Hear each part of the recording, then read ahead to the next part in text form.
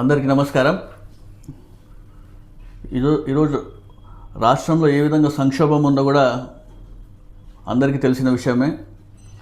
ఈ సంక్షోభంలో చంద్రబాబు నాయుడు గారు 4.0 అనే చంద్రబాబు నాయుడు గారు ఈరోజు రాష్ట్రానికి సంపద సృష్టిస్తా అని చెప్పి, అమరావతిని అమెరికా చేస్తానని చెప్పి, పోలవరం ప్రాజెక్ట్ పూర్తి చేస్తానని చెప్పడం, హంద్రీనివా లైనింగ్ పనులన్నీ కూడా పూర్తి చేస్తామని చెప్పడం, ఇవన్నీ ఏ విధంగా చెప్పుకుంటూ పోతున్నారు కూడా ప్రజలందరూ కూడా ఒకసారి గమనిస్తున్నారు.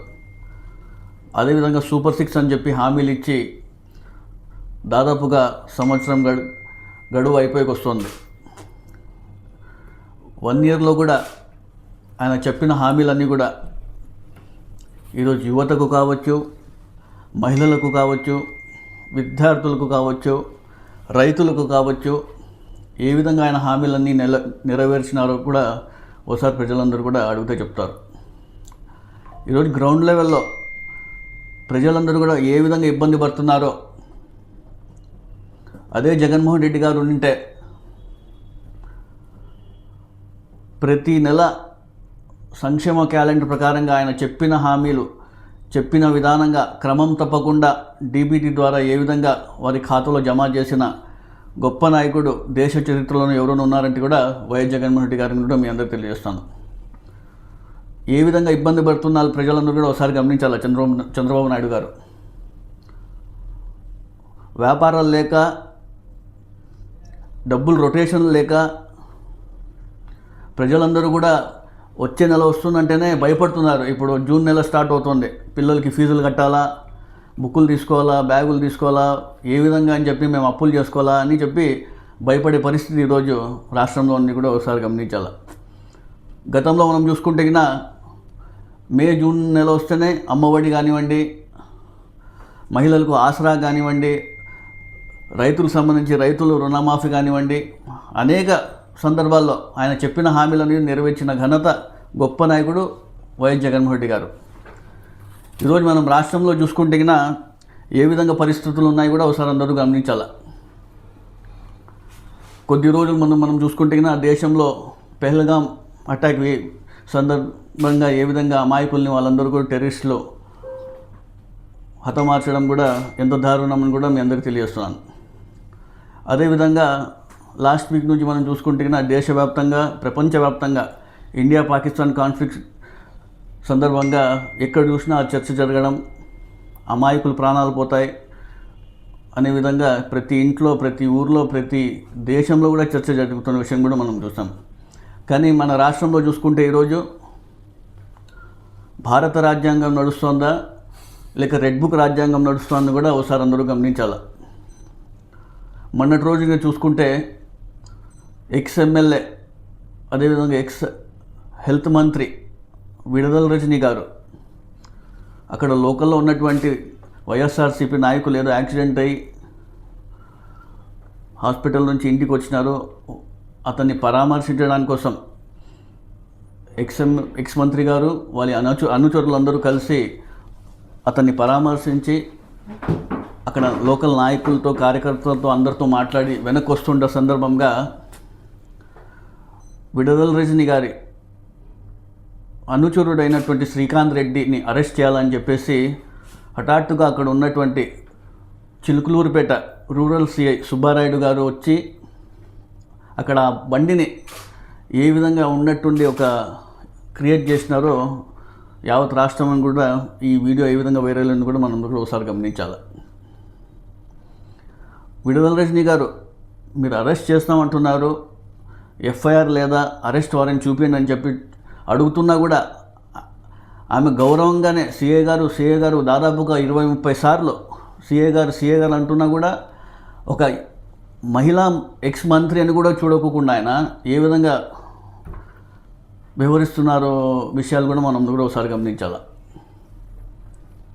మీకు సంబంధం లేదు, మీరు పక్కకి రండి, ఎక్కువ మాట్లాడితే మిమ్మల్ని కూడా అరెస్ట్ చేస్తామంటే అసలు ఈ పోలీస్ వ్యవస్థ ఏ విధంగా పనిచేస్తుందని కూడా ఒకసారి గమనించాలి. రాష్ట్రంలో కొంతమంది పోలీసులు ఏ విధంగా వ్యవహరిస్తున్నారు కూడా ఒకసారి ముఖ్యమంత్రి చంద్రబాబు నాయుడు గారు కానివ్వండి, డీజీపీ గారు కానివ్వండి, హోంమంత్రి అనిత గారు కానివ్వండి, వీళ్ళందరూ కూడా ఒకసారి గమనించాలి. ఒక ఎక్స్ ఎమ్మెల్యేగా, ఒక ఎక్స్ మంత్రిగా పనిచేసిన విడుదల రజనీకే రక్షణ లేకపోతే రాష్ట్రంలో ఇంకా ఎవరికి రక్షణ కల్పిస్తుంది పోలీస్ వ్యవస్థ? ఇవన్నీ కూడా చంద్రబాబు నాయుడు గమనించాలా. పోలీస్ వ్యవస్థ అంటేనే ఒక గౌరవం. పోలీస్ స్టేషన్కి వెళ్తే న్యాయం ఉంటే మనకు ఖచ్చితంగా న్యాయం జరుగుతుంది. చట్టాలకు అతీతంగా వీళ్ళందరూ కూడా పనిచేస్తారు. ఇక్కడ చూస్తే రాష్ట్రంలో ఫ్రెండ్లీ పోలీసింగ్ అంటారు. ఇవన్నీ జరుగుతున్న సందర్భాలు చూస్తే ఎక్కడైనా ఫ్రెండ్లీ పోలీసింగ్ జరుగుతుందని కూడా ఒకసారి మీ అందరూ గమనించాలి. అదేవిధంగా మనం చూసుకుంటే మొన్నటి రోజున గుంటూరు జిల్లాలో కల్పన అని ఎంపీటీసీని కూడా చూస్తే ఆమెని అరెస్ట్ చేసేకపోయారు. అక్కడ కూడా 2 నిమిషాలు ఇవ్వండి, నేను దుస్తులు మార్చుకొని వస్తానని చెప్తే ఆమె బంగపోతున్నా కూడా ఆమె అలాగే తీసుకెళ్ళి జీప్ ఎక్కించడం కూడా ఎంతవరకు న్యాయమో కూడా ఒకసారి మీరు అందరూ గమనించాలి. అదేవిధంగా ధూని మున్సిపల్ చైర్మన్ గారు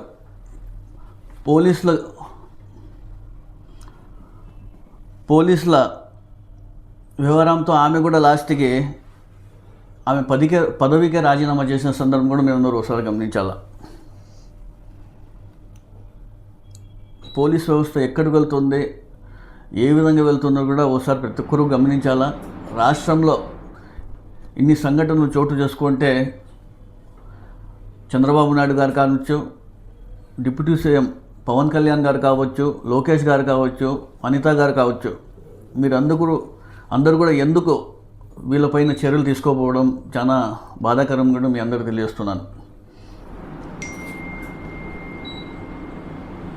పోలీసులు అధికారులు ఒత్తిడితో పనిచేస్తున్నారా, లేకపోతే కొంతమంది ప్రజాప్రతినిధులు ఒత్తిడిలతో వీళ్ళు పనిచేస్తున్నారు కూడా ఒకసారి గమనించాలి.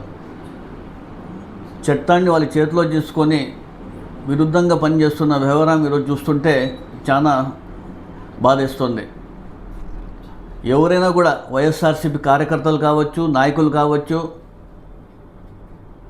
ప్రజాప్రతినిధులు కావచ్చు, ఈరోజు వైఎస్ఆర్ సంబంధించిన వాళ్ళు ప్రభుత్వం పైన విమర్శిస్తే వాళ్ళపైన ఏ విధంగా కేసులు పెడుతున్నారు, ఏ విధంగా అక్రమ కేసులు పెడుతున్నారు, ఏ విధంగా రిమాండ్లు కేసి లోపల పంపిస్తున్నారు విషయం కూడా ప్రతి ఒక్కరు గమనించాలి.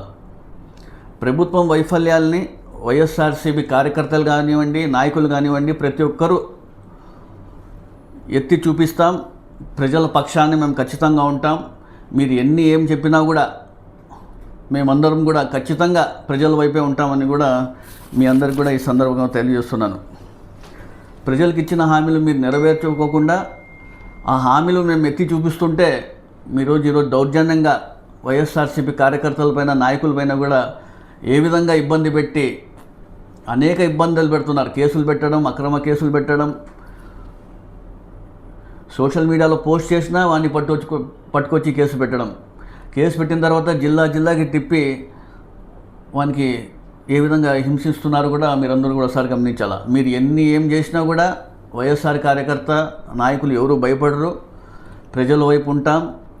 మీరు చేసే పనులన్నీ కూడా ఖచ్చితంగా మేము ఎత్తి చూపిస్తాం. మీరందరూ గుర్తుపెట్టుకోవాల్సిన అవసరం ఎంతైనా కూడా మీ అందరికీ తెలియజేస్తున్నాను. చట్టం అనేది శాశ్వతం. ప్రభుత్వాలు వస్తూ ఉంటాయి, పోతుంటాయి.